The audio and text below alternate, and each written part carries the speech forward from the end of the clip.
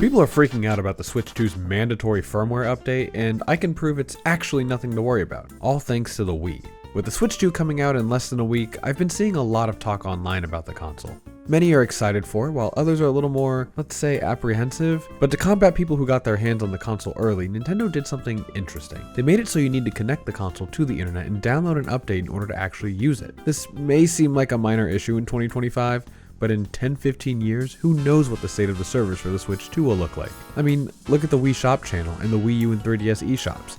Those services closed once the relevant consoles were replaced by a successor. However, people are forgetting two important things. Firstly, the Wii Shop came out in 2006.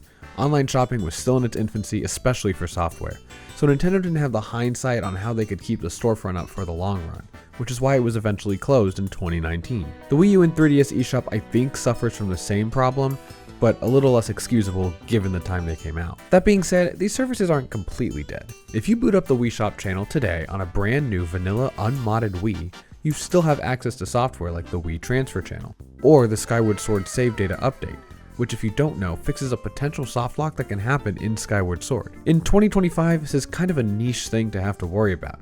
I mean, honestly, how many people are playing Skyward Sword on something that isn't an emulator or the much more accessible remake on Switch? No matter your opinion on the matter, you know that number must be pretty low. I think this proves that Nintendo will keep up something that's essential for functionality, even if only a few people actually use it. Also, while writing this and doing some research, I found out you can still download firmware updates for the Wii in 2025. Not a lot of people do this because most Wiis, even ones you buy secondhand, are going to be on the latest firmware, but Nintendo has kept the update service for the Wii up almost 20 years later. I have a feeling the Switch 2 is going to be just fine. Unless of course we enter some sort of apocalypse in the next 20 years that destroys the internet and life as we know it, in which case yeah, our Switch 2s are kind of screwed.